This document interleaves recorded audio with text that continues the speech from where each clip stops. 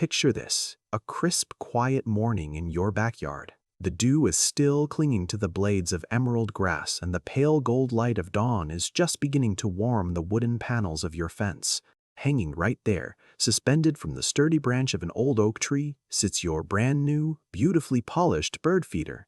It's filled to the absolute brim with a premium, expensive mix of sunflower hearts, Niger seed, and premium suet nuggets. You spent an hour choosing the right blend, scrubbing the plastic clean, and positioning it right where you can watch from your kitchen window while you sip your morning coffee. But as the hours tick by, something deeply strange happens. The air is completely silent.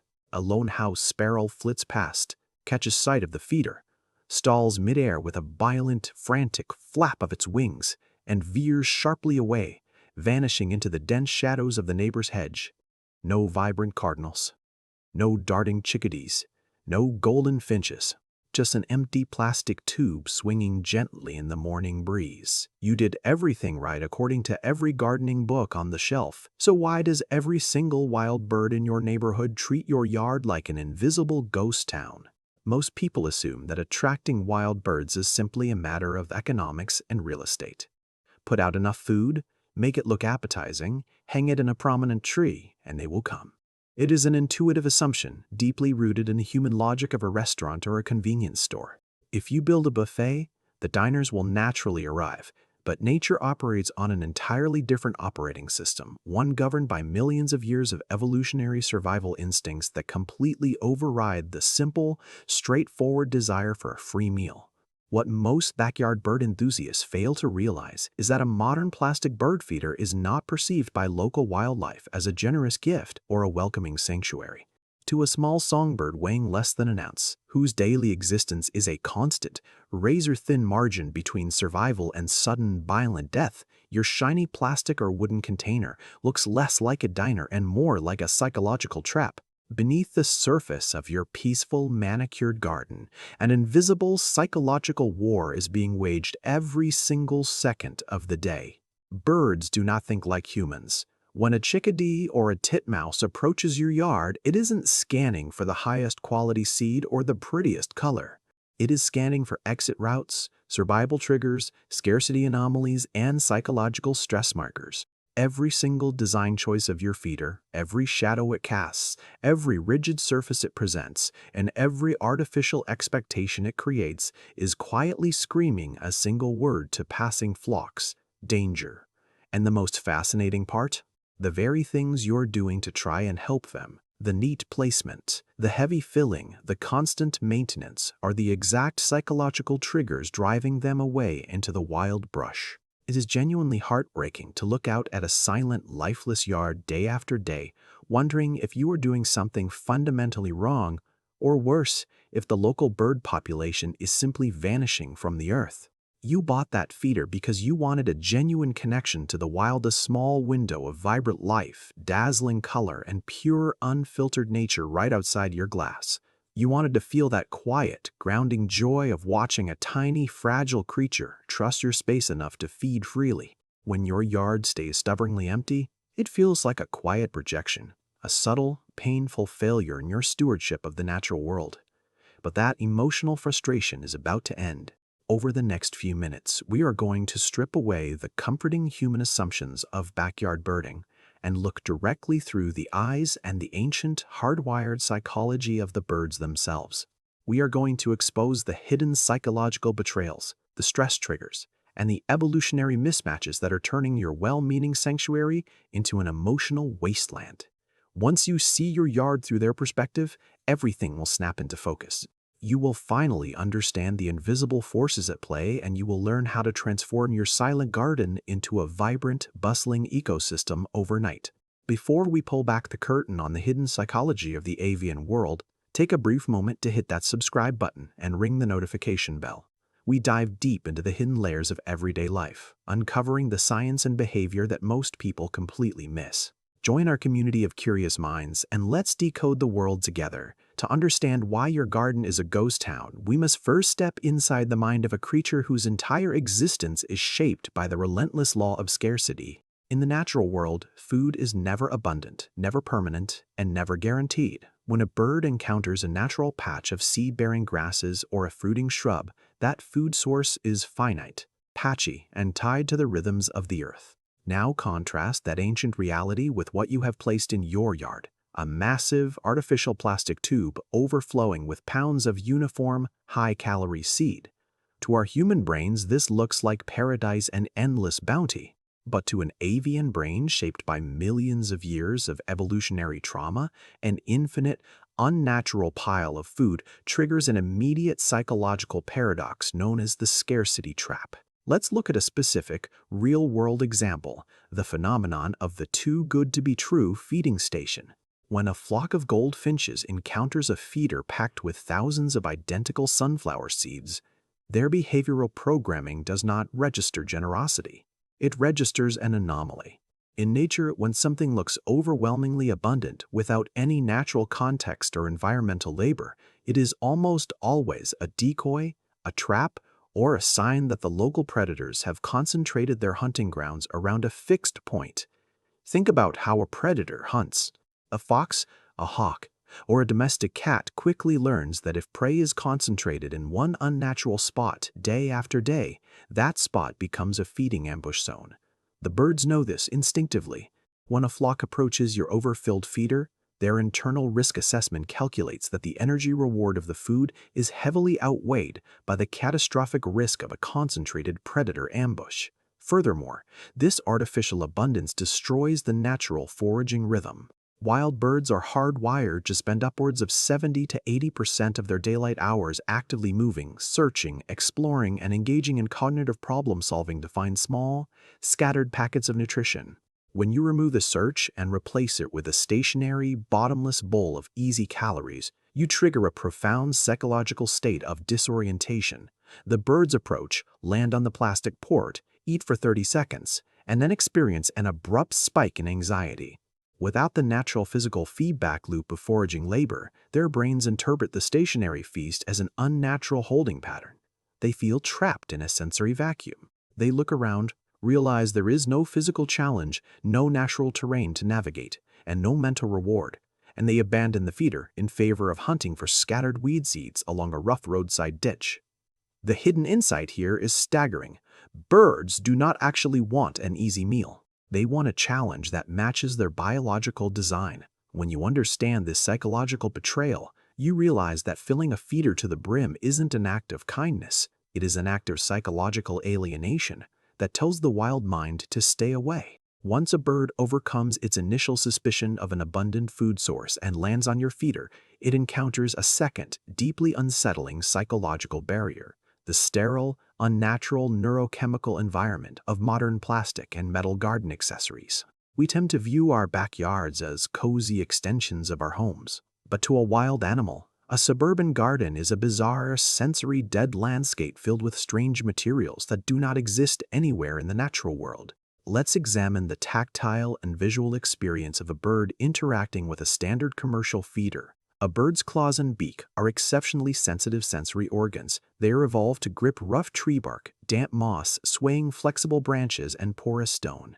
When a bird lands on a smooth, injection-molded plastic perch or a polished aluminum feeding port, its tactile receptors register a profound sensory mismatch.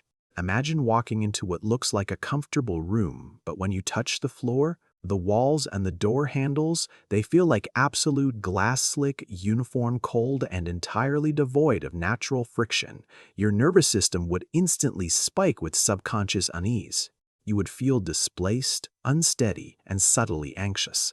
This is precisely what happens in the brain of a titmouse or a nuthatch when it grips a commercial plastic perch. The lack of natural microtexture forces the bird to expend extra muscular energy just to maintain its balance, keeping its talons locked in a state of microtension. This physical strain triggers a subtle surge of stress hormones, specifically corticosterone, directly into the bird's bloodstream. Now, couple this physical tension with the visual sterility of the feeder. Natural environments are chaotic, fractal, and deeply varied in color, shadow, and texture. A commercial plastic feeder is monochromatic, shiny, reflective, and geometrically rigid. When sunlight hits the smooth plastic surface or the clear glass reservoir, it creates harsh, unnatural glares and concentrated light reflections that flicker unpredictably as the wind moves the hanging assembly. To a prey animal with panoramic vision, sudden, sharp light reflections are the universal signature of a predator's eye glint, or a flash of moving metal, a warning sign of immediate danger. Every time the sun shifts or the wind twirls the feeder, tiny flashes of unnatural light strobe across the bird's retinas, triggering a continuous low-grade fight-or-flight response. The bird is trying to eat, but its brain is screaming at it to flee. This creates a state of chronic neurochemical friction. The bird grabs a single seed, its nervous system overloads with stress signals, and it bolts from the feeder in a sudden burst of panic, swearing off your garden for days. The hidden takeaway is profound. Birds are not ignoring your feeder because they aren't hungry. Their nervous systems are literally being repelled by the synthetic, unnatural sensory profile of the hardware you are using. Until you replace sterile plastic and metal with natural grounding textures, such as rough-hewn natural wood, woven organic fibers, and matte, non-reflective surfaces, the neurochemical shock will keep your gardens silent. To truly grasp why birds reject our well-intentioned backyard offerings, we must look deeper into the architecture of the avian brain, specifically the dopamine pathways that govern motivation, learning, and survival. Human beings love instant gratification. We invented supermarkets, fast food, and one-click purchasing because our brains are wired to conserve energy whenever possible. But evolution did not design wild birds for comfort. It designed them for mastery. Let's look at a specific real-world example, the foraging behavior of a wild chickadee during the autumn transition. In the wild, a chickadee's daily life is a masterclass in cognitive engagement. It flies from tree to tree, inspecting every square inch of bark, peeling back loose flakes of dead wood, lifting moss, and probing crevices in search of hidden insect larvae or dormant seeds. This process requires intense concentration, spatial memory, fine motor control, and continuous problem-solving. When the bird successfully cracks open a difficult seed or uncovers a hidden grub, its brain releases a precise, hardwired hit of dopamine, the chemical reward for successful cognitive labor. This neurochemical reward reinforces the bird's confidence, sharpens its spatial mapping skills, and deepens its bond with its foraging territory. Now, watch what happens when that same chickadee encounters a modern commercial tube feeder filled with loose, pre-shelled sunflower hearts, sitting freely in an open tray. There is no bark to peel. There is no puzzle to solve. There is no cognitive challenge whatsoever.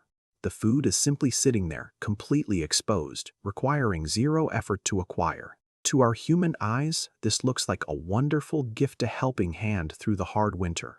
But to the neurochemical machinery of the bird's brain, it is an evolutionary void. When a bird receives high-calorie rewards without any cognitive effort, the dopamine reward loop fails to fire correctly. Instead of feeling satisfied, the bird experiences a state of motivational apathy and underlying unease. Evolutionary psychology refers to this as an evolutionary mismatch. The environment has been altered in a way that bypasses the animal's deep-seated biological adaptations. Without the thrill of the hunt, the mental stimulation of the search, and the satisfaction of physical problem-solving, the bird's brain registers the feeding station not as a valuable resource, but as an intellectually dead zone. Furthermore, because the food requires no skill, it attracts every opportunistic, low-intelligence generalist species in the neighborhood: invasive starlings, aggressive house sparrows, and greedy squirrels, while driving away the intelligent, specialized songbirds that require cognitive stimulation to thrive. The sensitive, sophisticated foragers take one look at the chaotic, unchallenging free-for-all and recognize that it has been overrun by evolutionary dead ends. They choose instead to bypass your yard entirely, preferring to spend their energy on complex natural foraging tasks that keep their minds sharp and their neurochemistry balanced. If you want smart, beautiful birds to return to your garden, you have to stop handing them everything on a silver platter and start designing feeding stations that require natural, engaging problem-solving behavior. If you have managed to address the abundance trap, calm the neurochemical shock of synthetic materials, and understand the need for cognitive engagement, you still face one of the most brutal, hidden barriers in backyard birding: the dark, cutthroat underbelly of avian social politics. We like to imagine backyard birds as a gentle, harmonious choir singing happily together in the sunshine. The reality of avian social structures is closer to a relentless, high-stakes medieval turf war governed by strict dominance hierarchies, intimidation, and calculated exclusion. Let's examine what happens when you install a standard, centralized multi-port feeder in the middle of your yard. By consolidating all the food into a single, localized point, you have accidentally engineered a social bottleneck. In the wild, food sources are scattered across a wide landscape, allowing dozens of different species and individuals to feed simultaneously without direct territorial conflict. When you concentrate that food into a single hanging tube or platform, you create a high-value real estate monopoly. Immediately, aggressive, dominant species such as house sparrows, scrub jays, grackles, and European starlings step in to claim absolute ownership of the territory. These birds do not share. They operate with a ruthless, mafia-like cartel mentality. Let's walk through the sequence of events. A dominant male starling lands squarely on the center perch of your feeder, spreading its wings to maximize its visual footprint. It emits a harsh, grating territorial rattle, puffing out its chest feathers. When a smaller, more delicate visitor, such as a timid titmouse or a brilliant little indigo bunting, approaches the airspace hoping for a quick seed, the starling doesn't just ignore it. It launches a vicious, high-speed intersection flight, slamming into the smaller bird midair and driving it violently away from the yard. This creates what behavioral ecologists call an exclusion zone. But the psychological damage goes far beyond physical combat. Birds communicate territory ownership, danger zones, and social stress through highly sophisticated vocal networks. When a dominant flock engages in continuous territorial warfare around your feeder, their aggressive alarm calls and hostile vocalizations echo through the local canopy. Every other bird in the neighborhood hears those calls and updates its mental map of your garden. Your yard is officially classified as a hostile, high-conflict combat zone. Sensitive, intelligent, peace-loving songbirds quickly learn that visiting your yard means exposing themselves to endless harassment, energy depletion, and physical injury. Even worse, the dominant bullies consume the vast majority of the food, leaving behind a heavily fouled, contaminated feeding area littered with droppings and husks. The quiet, gentle foragers simply cross your yard off their migration routes, leaving you to wonder why your expensive seed is only ever eaten by aggressive, noisy pests. To break this social trap, you must dismantle the centralized monopoly. You have to scatter your feeding stations across different heights, hide smaller supplemental pods in dense cover, and use specialized, weight-sensitive designs that instantly shut out heavy, aggressive bullies while keeping the ports open for light, delicate native songbirds. Even when you understand the social politics, the cognitive needs, and the psychological triggers, there is one final invisible layer that dictates whether birds will ever truly trust your yard: the acoustic and environmental signaling system. We often think of our gardens as visual spaces, but for wild birds, the world is primarily experienced through sound and vibration. Let's examine the acoustic reality of a typical backyard bird feeder setup. When a bird approaches a feeding station, it is not flying blindly into the space. Long before its eyes register the food, its ears are scanning the acoustic landscape. Birds rely on a complex, highly sensitive network of environmental sounds to assess safety. They listen for the rustle of wind through specific leaf densities, the ambient hum of a healthy forest canopy, and, most importantly, the subtle, high-pitched contact calls of other feeding birds. Now, look at where most people place their bird feeders: right outside a kitchen window, mounted on a metal pole driven into an open lawn, or attached to a wooden deck railing close to human infrastructure. Think about the acoustic profile of that location. Your house is a massive vibrating sonic machine. The low-frequency hum of the refrigerator, the rhythmic thrum of the air conditioning compressor, the vibration of voices carrying through exterior walls, the sharp metallic snap of a screen door closing 3 houses down. All of these sounds project outward, creating an invisible wall of acoustic noise pollution that completely distorts the natural soundscape. To a songbird, whose auditory system is finely tuned to detect the faint rustle of a caterpillar or the warning call of a distant mate, these low-frequency human vibrations act as a terrifying acoustic barrier.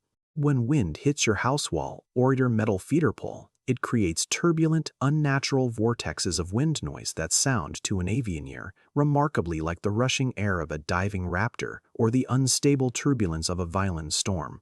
Furthermore, modern gardens are frequently crowded with hidden technological noisemakers, ultrasonic pest repellers, electronic bug zappers, motion-activated security lights that emit silent electrical whines, and lawn mowers vibrating through the soil. These artificial frequencies create what scientists call acoustic masking. When a bird lands on your feeder, it cannot hear its surroundings. It is acoustically blinded. It cannot hear the approaching wing beat of a neighborhood cat creeping through the grass, nor can it hear the reassuring contact calls of its flockmates. This sudden sensory deprivation triggers an immediate, overwhelming wave of panic. The bird's nervous system perceives the acoustic dead zone as a lethal trap. It aborts its landing, flings itself backward into the air, and flees the yard in terror. The hidden insight here is absolute. Birds will never stay in a garden where their acoustic safety net is shattered. If you want your yard to thrive, you have to move your feeders away from the sonic pollution of human architecture, place them near natural acoustic baffles like dense, evergreen hedges, and restore the natural soundscape that allows wild birds to feel safe, connected, and heard. We have journeyed deep through the hidden layers of the avian mind, from the terrifying optical illusion of abundance, traps, and the neurochemical shock of sterile plastic surfaces, through the evolutionary mismatch of instant gratification and the brutal cutthroat politics of the neighborhood mafia, down to the invisible acoustic walls of human noise pollution. You now see what birds truly see when they look at your backyard. You realize that transforming a silent, empty garden into a vibrant, thriving sanctuary is not about buying more expensive seed, adding more plastic tubes, or placing a feeder in the most convenient spot for your kitchen window view. It is about an absolute, uncompromising paradigm shift.